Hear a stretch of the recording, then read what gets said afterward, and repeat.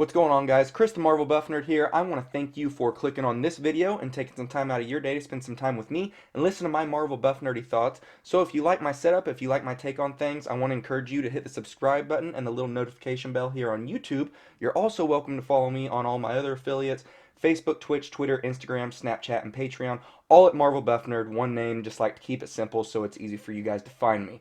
This is going to be my take on The Dirt, the Motley Crue documentary Netflix original movie that was put out in 2019 based on the book The Dirt, that, the autobiography kind of Motley Crue. I haven't read the book. I've just done some YouTube research here and there, and then I just happened to watch the movie for the first time today based on the recommendation of a couple people, mainly my little brother. He turned me onto this movie like a year ago or so, close to when it was new on Netflix, and I know he's watched it a few times. He loves it.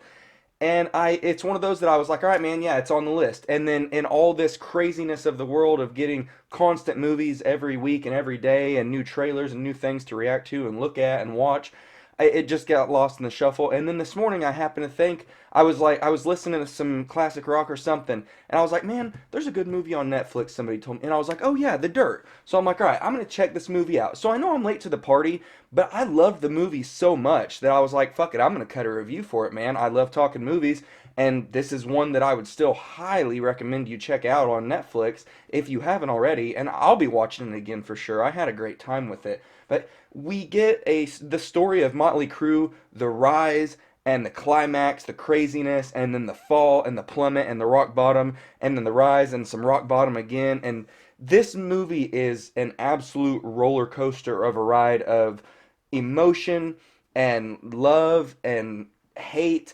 and relating to these characters and the situations they're in. And then there's just heartstrings being pulled. You're gutted throughout the story of this. The first 40 minutes of this movie are a awesome, like, little roller coaster ride all the way up to the top of one of your favorite roller coaster rides. You're having a great time. You're getting to know these characters. You've got Douglas Booth playing Nikki Sixx, Machine Gun Kelly playing Tommy Lee, Daniel Weber playing Vince Neil, and Ewan Rion playing Mick Mars.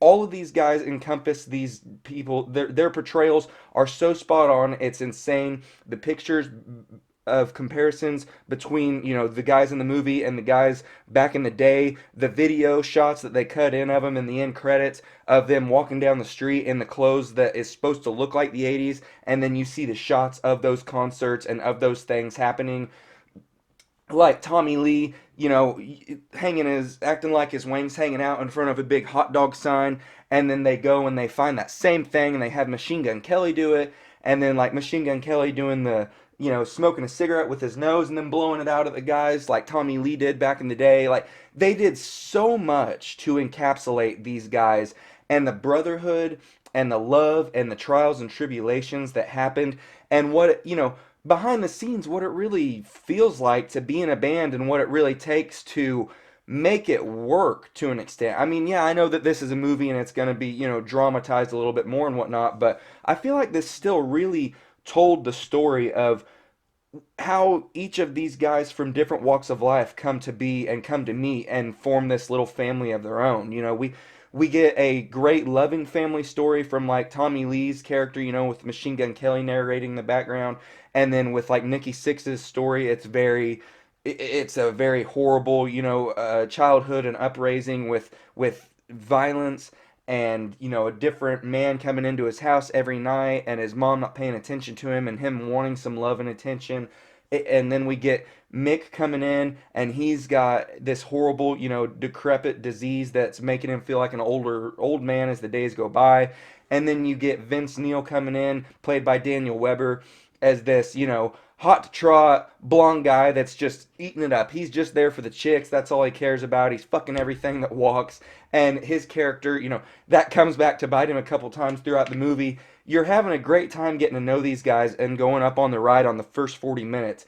And this is a movie that telegraphs very clearly the tonal shift and change when it happens. And I'm not saying that's a bad thing, because you feel it. I mean, you feel exactly what they want you to feel. Like, like I said, the first 40 minutes is an awesome climb, and then right around the 40-minute mark, the guys are really turning into rock stars. They're on tour with Ozzy Osbourne, and I think right at this is going to be spoiler review or spoiler thoughts. I think right when Ozzy Osbourne is pissing on the pool deck, snorting fire ants, and then he licks up his own piss and Nikki Sixx's piss. I think that is the plateau and climax of the movie as far as like the fun part of the ride is over. Now we're getting to the whoa, holy shit, this is going pretty far. Okay, this is a little over the top. Like, wow, this is crazy. And then it keeps going when you get the scene of Tommy Lee running through the hotel naked, harassing all these older people, which in the post credits you get him actually talking about that scene. It's hilarious. So you get all this craziness, and you get the manager punching him out, because Tommy Lee's telling you his recollection of his everyday as this rock star.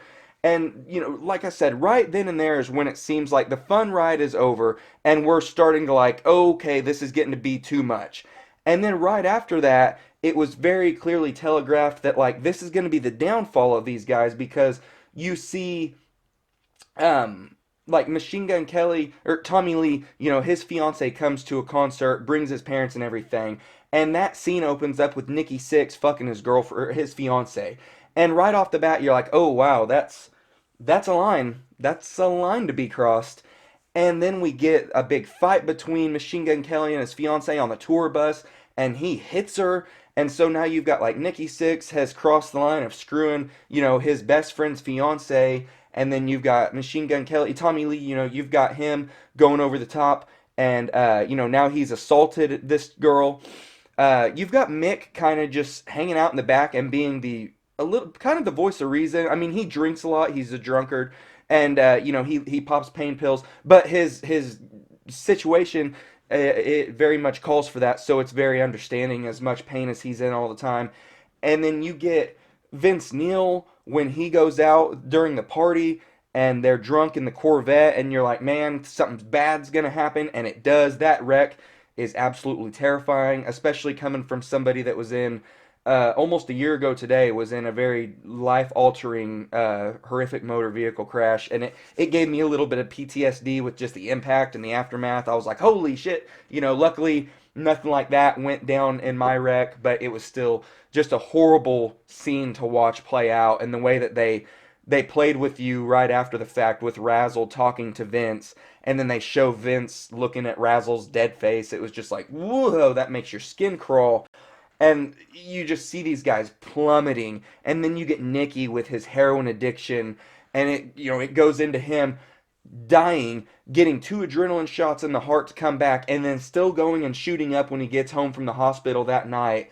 It's crazy. Like you think the roller coaster ride's gonna stop, you think it's gonna peter out somewhere, and then it just keeps going. And then the emotion, like you're torn into even more emotion, because then we get Vince Neil's character. Not only did he catch the charge for vehicular manslaughter, and then he went to jail for a few months, and he came out clean. Then he immediately he's craving the alcohol and the drugs again, and then his daughter gets cancer and dies, and it's like, holy shit. I mean, these guys are just being pounded into the ground between all the stuff going on. And Tommy Lee, he can't keep his dick in his pants anywhere, and then that comes to a head, and it destroys the ultimate dystopian utopia home life he had that he loved. It comes up to bite him in the ass and destroy it. So, you have all these guys after all this trauma finally coming around and having these character arcs and realizing that they love each other, and that the family feeling they've been searching for has been amongst these 4 of them this whole time. And it's not about the music, it's not about the songs, it's not about who owns what, it's just about this brotherhood we have between us all.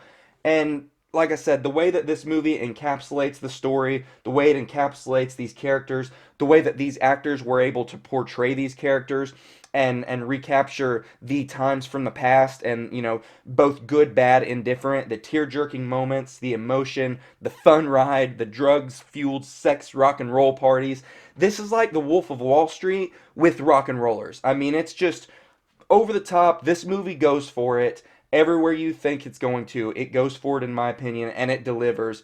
I liked the dialogue. I liked the chemistry between the guys. I liked all the actors.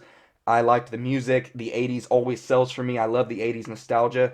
So, yeah, I mean, I loved this, guys. I really did. So if you've checked this out on Netflix, let me know your thoughts down below. I know, like I said, I'm a little over a year to the late to the party here, but I watched the movie and finished it not even 10 minutes ago, and I was like, I have to talk about this. This is fucking awesome. So I really appreciate it, guys. If you like this, let me know. You're welcome to follow me, like I said, on Facebook, Twitch, Twitter, Instagram, Snapchat, Patreon. Also here on YouTube. Hit the little subscribe button, the little notification bell, so you don't miss any of my videos. I do appreciate it. Side note here at the end of the video. If you've heard a computer notification beeping in the background of this video, it annoys me as much as it annoys you if you have heard it. This is a brand new gaming laptop that's a month old, basically. And I don't have, like, it's not low on memory on storage drive. I've checked every notification. I've cleaned all the caches, the cookies. I've looked everywhere I can think to look. I've Googled it. I've YouTubed it. I cannot figure out what the source of that fucking beep is.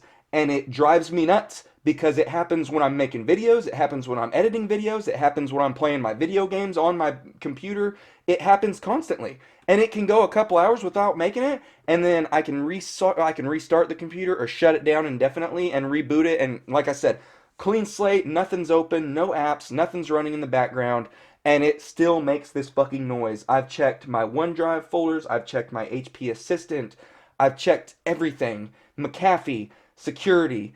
I've gotten rid of everything on the computer I don't need. I just don't get it. So if you've watched this a little bit longer and you're on this part of the review, oh man, if you're a techie or something, let me know because this is driving me nuts, guys. It's just this weird little beep sound.